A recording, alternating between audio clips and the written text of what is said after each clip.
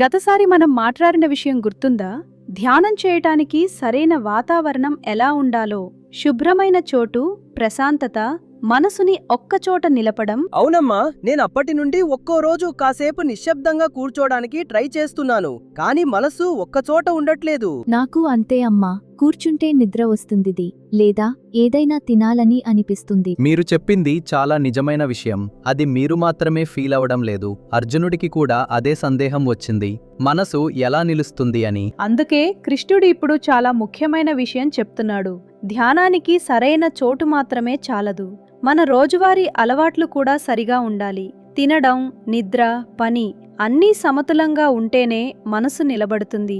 ఇప్పుడు ఆ శ్లోకాలు చూద్దాం. నాత్యస్నతస్తు యోగోస్తి న చైకాంత మనస్నతః న చాతిస్వప్నశీలస్య జాగ్రతో నైవ చార్జున.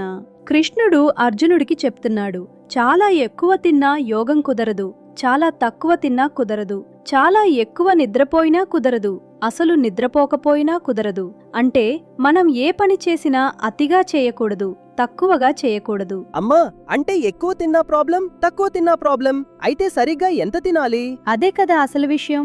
కృష్ణుడు ఎగ్జాక్ట్ నంబర్ చెప్పట్లేదు, ఎందుకంటే అది ప్రతి ఒక్కరికి వేరేగా ఉంటుంది. కానీ మనకు మనమే తెలుస్తుంది ఎప్పుడు మన శరీరం హాయిగా ఉంటుందో, ఎప్పుడు భారంగా అనిపిస్తుందో. నాకు తెలుసు, చాలా తిన్నప్పుడు ఆడాలని అనిపించదు, నిద్ర వస్తుంది. అదే మీరా, శరీరం మనకు చెప్తుంది. ఇప్పుడు తర్వాతి శ్లోకం చూద్దాం. అందులో కృష్ణుడు ఇంకా స్పష్టంగా చెప్తున్నాడు. యుక్తాహార విహారస్య యుక్త చేష్టస్య కర్మసు యుక్త స్వప్నావబోధస్య యోగో భవతి దుఃఖః. ఇందులో యుక్త అనే పదం 3 సార్లు వస్తుంది. యుక్తాహార అంటే సరిపడినంత తినడం, యుక్త చేష్ట అంటే పనిలో సమతులం, యుక్త స్వప్న అంటే సరిపడినంత నిద్ర. ఇలా బతికే వాళ్ళకి యోగం దుఃఖాన్ని తొలగిస్తుంది అని కృష్ణుడు చెప్తున్నాడు. దుఃఖం పోతుందా? అంటే ఏ దుఃఖం? మనం అసంతులంగా బతికినప్పుడు వచ్చే దుఃఖం, అలసట, చిరాకు, కాన్సంట్రేట్ చేయలేకపోవడం. సమతులంగా ఉంటే అవన్నీ తగ్గుతాయి. అందుకే చెప్తారు, మోడరేషన్ అన్నింటికీ మంచిదే. మోడరేషన్ అంటే ఏంటి నాన్న? అంటే అతిగా కాదు, తక్కువగా కాదు, సరిగ్గా సరిపడినంత. ఉదాహరణకి చాలా చాలా చాక్లెట్ తిన్నావనుకో, మొదట బాగుంటుంది, తర్వాత పొట్టనొప్పి వస్తుంది కదా, కానీ కాస్త తిన్నావంటే హాయిగా ఉంటావు. సమతులం అంటే అదే. అవునా, నాకు అర్థమైంది నాన్న. కృష్ణుడు చెప్పింది ఇదే. సమతులమైన జీవితమే యోగానికి పునాది. అది మనసుని ప్రశాంతంగా ఉంచుతుంది. సరే, ఇప్పుడు కృష్ణుడు మనసు గురించి చెప్తున్నాడు. అమ్మా, తర్వాతి శ్లోకం చదువు. యదా వినియతం చిత్తమాత్మన్యేవావతిష్ఠతే నిస్పృహః సర్వకామేభ్యో యుక్త ఇత్యుచ్యతే తదా. ఇందులో కృష్ణుడు చెప్తున్నాడు, మనసు అన్ని కోరికల నుండి విడిపడి లోపలికి నిలిచినప్పుడు అప్పుడు ఆ వ్యక్తి నిజంగా యోగంలో స్థిరపడ్డాడు అని చెప్పవచ్చు. నిస్పృహః అంటే కోరికలు లేకుండా, ఆ వస్తువు వద్దు, ఈ వస్తువు వద్దు అని కాదు, కానీ కోరికలు మనల్ని లాగకుండా ఉండటం. అమ్మా, కోరికలు లేకుండా ఉండటం సాధ్యమా? నాకు అన్నీ కావాలని అనిపిస్తుంది. గేమ్ కావాలి, చాక్లెట్ కావాలి, బయట ఆడాలని ఉంది. ఆరఫ్, కోరికలు ఉండడం తప్పు కాదు, కానీ ఆ కోరికలు మనల్ని కంట్రోల్ చేస్తే అప్పుడే ప్రాబ్లం. ఇప్పుడే గేమ్ కావాలి, లేకపోతే నేను చదవను అని మనసు లాగితే అప్పుడు మనం మనసుకి బానిసలమయ్యాం. కానీ గేమ్ ఆడాలని ఉంది, కానీ ముందు హోంవర్క్ చేస్తాను అని అనుకుంటే మనం మనసుని కంట్రోల్ చేస్తున్నాం. అంటే కోరికలు పూర్తిగా పోవాల్సిన అవసరం లేదా? లేదు, కోరికలు మనల్ని లాగకుండా ఉంటే చాలు. మనసు నిలిచినప్పుడు అప్పుడు మనం లోపల ఏదో ప్రశాంతత అనుభవిస్తాం. అదే కృష్ణుడు చెప్పే యుక్త స్థితి. నిజంగా డిసిప్లిన్ మనసు ఇన్నర్ పీస్ తీసుకొస్తుంది.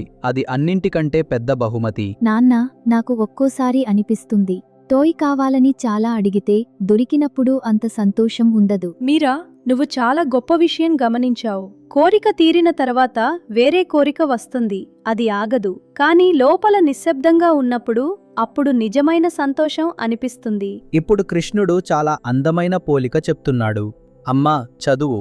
యథాదీపో నివాతస్థో నేంగతే సోపమా స్మృత యోగినో యతచిత్తస్య యుంజతో యోగమాత్మనః.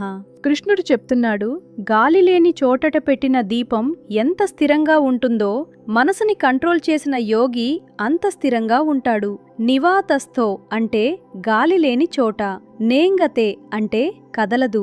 ఆ దీపం లాంటిది యోగి మనసు. అమ్మా, నేను ఇమాజిన్ చేస్తున్నాను. గాలి బాధ వస్తే దీపం అటు ఇటు ఊగుతుంది కదా, మనసు కూడా అలాంటిదేనా? అవును ఆరో, గాలి అంటే మన కోరికలు, ఆలోచనలు, పరిసరాల శబ్దాలు అవన్నీ మనసుని అటూ ఇటూ లాగుతాయి. కానీ మనం ప్రాక్టీస్ చేసినప్పుడు మనసు నిశ్చలంగా నిలబడుతుంది. అమ్మా, అయితే మనసు దీపం లాంటిదా? అది మనలోనే ఉంటుందా? అవును మీరా, కృష్ణుడు చెప్పే పోలిక అదే. మన లోపల ఒక వెలుతురు ఉంది, అది ఎప్పుడూ ఉంటుంది. కాని మనసు అటూ ఇటూ ఊగినప్పుడు ఆ వెలుతురు కనిపించదు. నాకు ఒక్కోసారి ఎగ్జామ్ టైంలో అలా అనిపిస్తుంది నాన్న. చాలా థాట్స్ వస్తాయి, కాన్సంట్రేట్ అవ్వలేను. అది ఎగ్జాక్ట్గా కృష్ణుడు చెప్పింది. గాలి వస్తే దీపం ఊగినట్టు, ఆందోళన వస్తే మనసు ఊగుతుంది. కానీ ఒక్కో రోజు కాసేపు నిశ్శబ్దంగా కూర్చోవడం ప్రాక్టీస్ చేస్తే ఆ గాలి వచ్చినా దీపం ఊగదు. Focusing helps us stay calm and steady. అదే ఈ శ్లోకం చెప్పేది. అంటే నేను హోంవర్క్ చేస్తున్నప్పుడు బయట శబ్దాలు వచ్చినా కాన్సంట్రేట్ చేయగలిగితే అది కూడా ఆ దీపం లాంటిదేనా? అచ్చం అదే. చిన్న చిన్న మూమెంట్స్లో కూడా మనం ఆ స్థిరత్వం ప్రాక్టీస్ చెయ్యవచ్చు. ఇప్పుడు చాలా ముఖ్యమైన శ్లోకం వస్తుంది. ఇందులో కృష్ణుడు అసలు యోగం వల్ల ఏం జరుగుతుందో చెప్తున్నాడు. యత్రో పరమతే చిత్తం నిరుద్ధం యోగసేవయ యత్ర చైవాత్మనాత్మానం పశ్యన్నాత్మని తుష్యతి. కృష్ణుడు చెప్తున్నాడు, యోగం ప్రాక్టీస్ చేయటం వల్ల మనసు ఆగిపోయే ఒక స్థితి వస్తుంది. అప్పుడు మనం మనలోనే మనల్ని చూసుకుంటాం, మనలోనే సంతోషాన్ని అనుభవిస్తాం. ఇదే సమాధి అని చెప్తారు. అంటే లోపల పూర్తి ప్రశాంతత. అమ్మా, సమాధి అంటే ఏంటి? అది ఏదో చనిపోవటానికి సంబంధించినదా? లేదు ఆరో, సమాధి అంటే చాలా లోతైన మెడిటేషన్ స్థితి. మనసు పూర్తిగా ప్రశాంతంగా ఒక్కచోట నిలిచినప్పుడు వచ్చే అనుభవం. అది చాలా అందమైన స్థితి. అమ్మా, మనలోనే మనల్ని చూసుకుంటామంటే ఏంటి? అద్దంలో చూసుకున్నట్టా? మీరా, అద్దంలో శరీరం కనిపిస్తుంది. కాని ఇక్కడ కృష్ణుడు చెప్పేది వేరే. మనసు నిశ్శబ్దంగా ఉన్నప్పుడు మనకు మనమే అర్థమవుతాం. నాకు ఏమిష్టం, నాకు ఏమనిపిస్తుంది, నేను నిజంగా ఎవరు, అది తెలుస్తుంది. అది తెలిస్తే సంతోషంగా ఉంటుందా? ఎందుకు? ఆరో, ఒక్కోసారి మనకు మనమే తెలీదు.